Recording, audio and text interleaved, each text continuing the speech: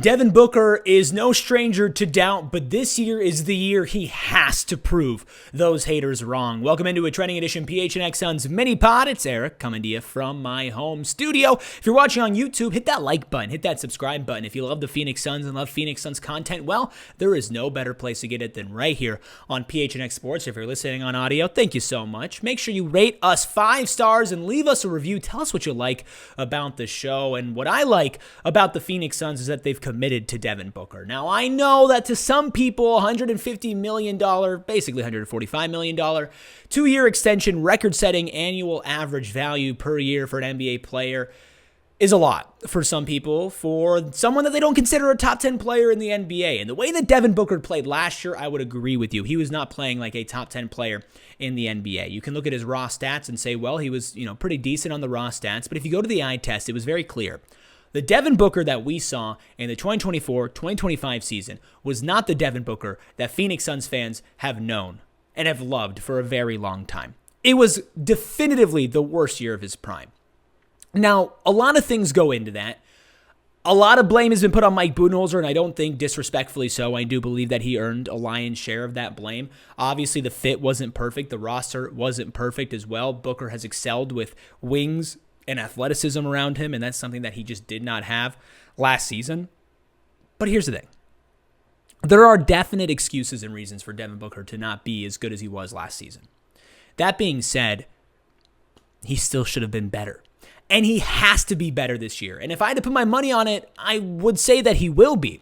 But this is a very, very pivotal turning point for the Phoenix Suns in their future, and for fans and their buy-in, and for Devin Booker standing, maybe not in Phoenix, but in the NBA.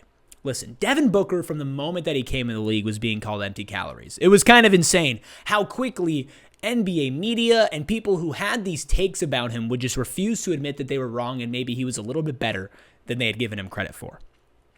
All the way up through the Suns' terrible run through the first couple years of his career, going through head coach after head coach after head coach, which is a trend that has still continued to this day, after head coach after head coach after head coach, and then eventually Chris Paul says he wants to play here, comes here, they go to the finals. Kevin Durant comes after that. Bradley Beal after that. Now we're here. Devin Booker is now the guy unequivocally on this team. The last couple of years, nationally, it's Kevin Durant, and even locally, it's been Kevin Durant. Now, you could talk about 1A, 1B, who scores more points. Is Devin Booker good enough to be in that conversation? Kevin Durant was the best player on the Phoenix Suns the last couple of seasons. And that's not a bad thing. If Kevin Durant's on your team, Kevin Durant most likely 9.9 times out of 10 is going to be the best player on your team. But the Phoenix Suns drastically failed. And part of that was that Devin Booker was not as consistent as he needed to be in his position. In fact, last season, one of the main reasons why I say it was the worst season of his prime was because we were going in, night out. And trust me, I was doing pregame shows. I was doing postgame shows. I was doing live shows. Like, every single game, it felt like, was this talking point of, will this be when Devin Booker wakes up? Will this be when he strings together a good couple of games? Or, hey, Devin Booker just dropped 30 against Utah. Hey, Devin Booker just dropped 40 against the Pacers. Hey, Devin did this. Hey, Devin did that. Can he follow it up tonight? And more often than not, you were met with some disappointment. Now, is he a disappointing player last season? I wouldn't say he was a disappointing player. I just think he didn't play up to his standards. But if Devin Booker wants to continue to be among this conversation of a borderline top 10 player, hell, even a top 10 player, if he wants to show everybody that he earned the contract that he received from the Phoenix Suns as far as an extension goes, and he wants to prove to other NBA players that they should still put Phoenix at the top of their destinations list, they should still want to play next to Devin Booker in Phoenix, wearing purple and orange, he simply has to be better this year. And I believe that he knows that. I don't think there's any way in hell that Devin Booker exited the Kevin Durant era, the quote-unquote Big Three era, or specifically last season, and thought to himself, you know what? That was fine.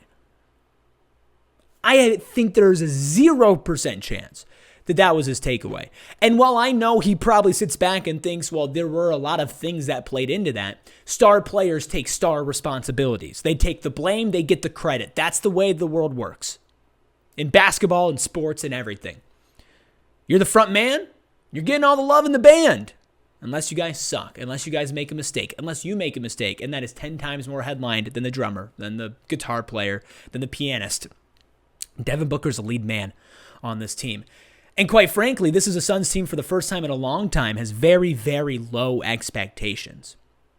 Before Chris Paul got here was the last time that Devin Booker was on a team that people thought would be under 500, that people thought wouldn't be competing in the West, hell, at least competing for a play-in spot.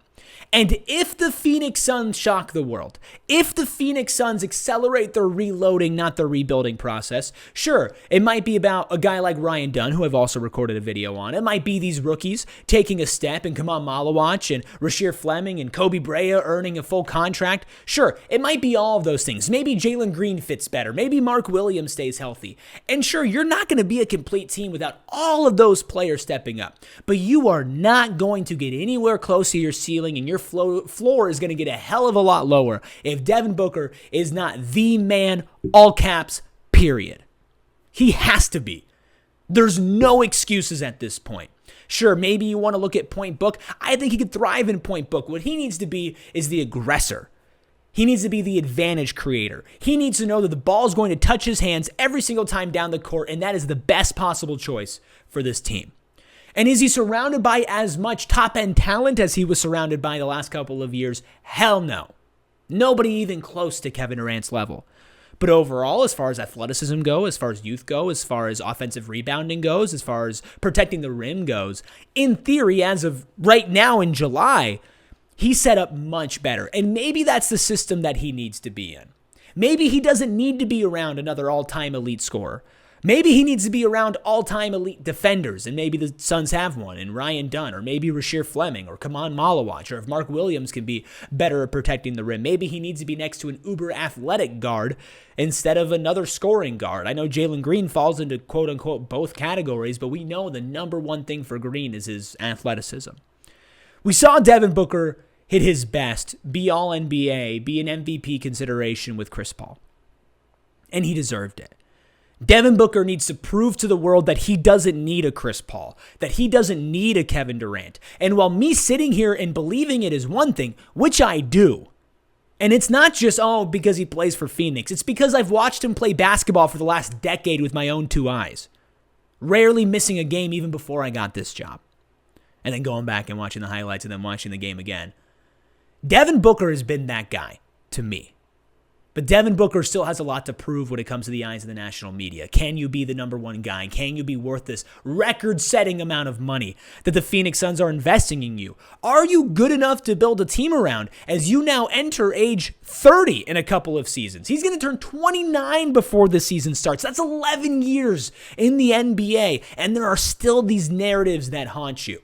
And sure, maybe going and winning a ring is the only thing that might stop them from saying that. But I think if you go out and play like there was a fire lit under your ass, play so good that you're undeniable, that you're an undeniable all-star in the gauntlet that is the Western Conference, drag this team into the playoffs or the play-in so much higher than what people expect them with their over-under wins this year, which is disrespectful if you ask me. You go and you do that. Get yourself in all-NBA contention. Get yourself back in top 10 consideration and go into next offseason talking about, wow, 2025, 2026 was the renaissance of Devin Booker. That is not a need for the Phoenix Suns. That is a must. And he knows he has to do that. But will he? Only time will tell. You can let me know what you think Devin Booker is going to do this season. If you think that he's primed for a bounce-back season, or are you in the other camp? Are you a Suns fan who thinks they should have traded Devin Booker? Are you an NBA fan who just doesn't get the hype and you're hate watching this because you want to tell me how stupid I am? Drop a comment. Make sure you leave a like, but drop a comment. Let me know what you think about Devin Booker and his prospects for the 2025-2026 season and beyond. If you want more Suns content, you can make sure you hit that subscribe button and follow along with PHNX Sports. We have you covered with 5 live shows a week with PHNX Suns. Once we get into the season, I'm talking pregame shows, postgame shows, live shows during the week, everything possibly imaginable to cover your Phoenix Suns. Boots on the ground with Gerald covering the team. Steven and I back in the studio breaking down the X's and O's and the biggest storylines surrounding the Western Conference and surrounding the Phoenix Suns. And if you want to keep up to date in real time, you can follow follow us on socials at PHNX_Suns. You can follow me at ERIKRUBY. And make sure you continue to tap in with PHNX Suns as we bring you these trending mini pods and so much more right here. Don't go anywhere. We all silly like the mayor.